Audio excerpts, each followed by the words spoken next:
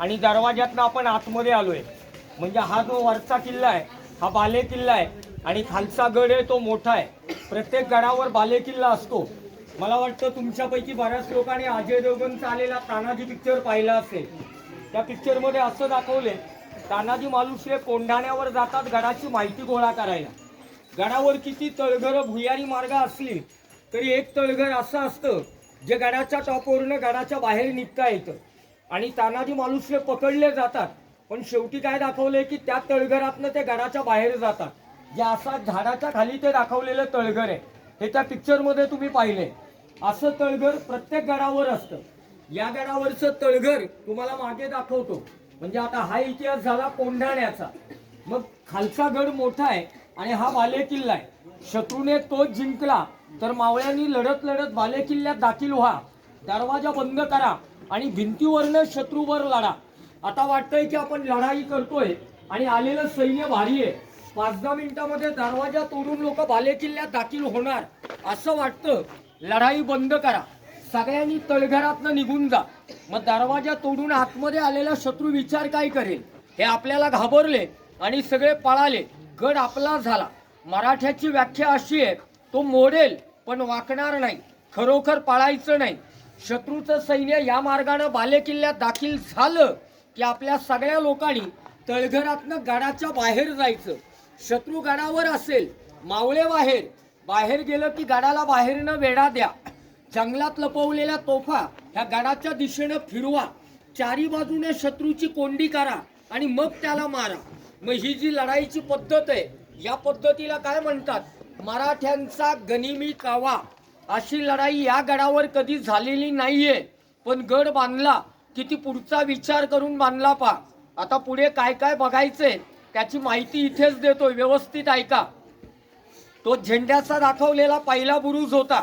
आता थोडं पुढं गेलं की आपण जेवढं वर आलोय ते सगळं दिसतं. भवानी मंदिर दिसेल, मंदिरामागे जे हस्तकलात गेला ते दिसेल, त्याच्या मागे असा गोल राऊंड दिसेल, तो दुसरा बुरुज. आणि ज्या बुरुजावर आता चाललोय हा तिसरा, त्याच्या ठिकाणी ते तळघर आहे. हा तिसरा बुरुज महत्वाचा आहे. आपली नजर जिथपर्यंत जाते तिन्ही बाजू आपल्याला दिसत आहेत.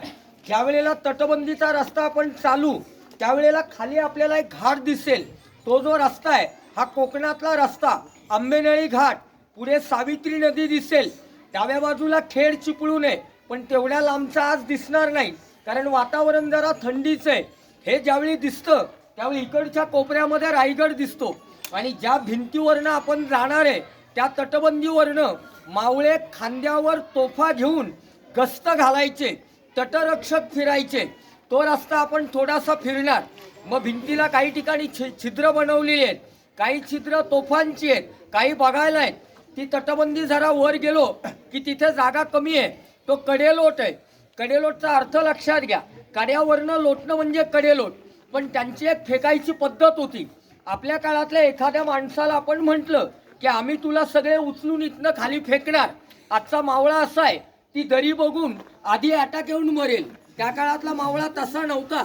जंगल होतं, त्याला जर असाच फेकला तर झाडाला पकडेल, जिवंत राहील आणि अजून दहशत करेल.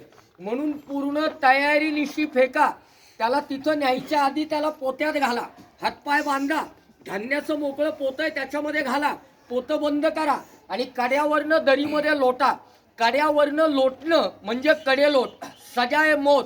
ह्या गडाची जी उंची आहे 3500 फूट ही कडेलोटवर मोजली जाते. शंकराचं मंदिर इथं आहे. राजांच्या प्रत्येक गडावर छोटं मोठं शिवमंदिर पाहायला मिळतं. राजे शिवभक्त होते. या मंदिरासमोर ज्या चौथाऱ्यावर आपण उभं आहे, सदरेचा चौथार आहे. सदर म्हणजे दरबार. न्यायनिवाडा खरं खोटं इकडे व्हायचं. आपल्यापैकी कुणी जर रायगड पाहिला असाल तर रायगडावर ही जी सदर आहे, दरबार आहे, 4 ते 5 हजार लोक एकत्र बसतील ना एवढी मोठी जागा आहे. तुम्ही अंदाज करा गड किती मोठा असेल. 4-5 हजारामध्ये एखादा माणूस शत्रूचा असू शकतो.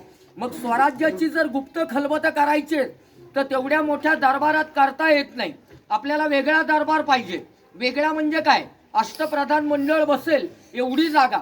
म्हणून हा जो दरबार आहे हा लहान होता. बरं, हा दरबार असा उघड्यावर नव्हता.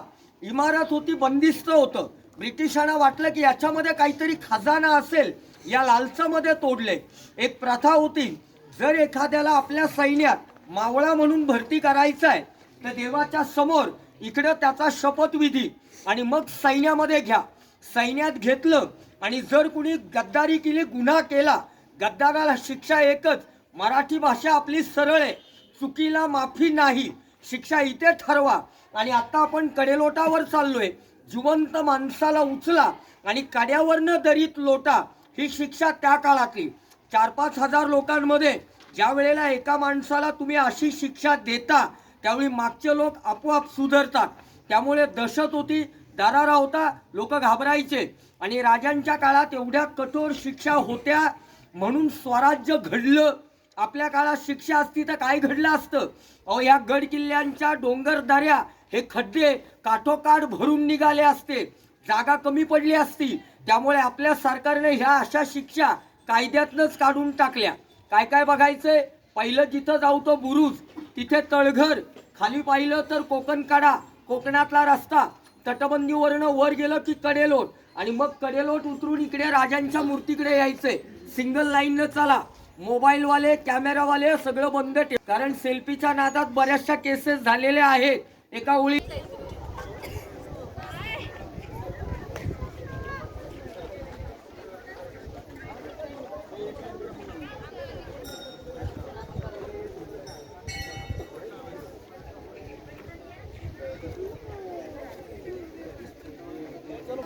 जाऊन बसायचं, परत खालनं जाऊन असं अटॅक करायचं. चला चला चला चला चला. मुलं कुठे गेले बघा. सगळ्यात पुढं आपण सगळ्यात मागे राहिलो. त्यांना विजा कशा मागे राहिल्या बरं एक बसमधले?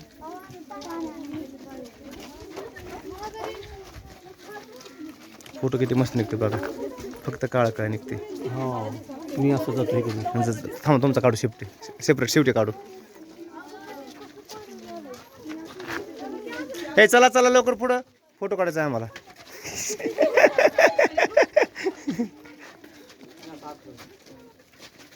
हां सर, हां तर हात करा.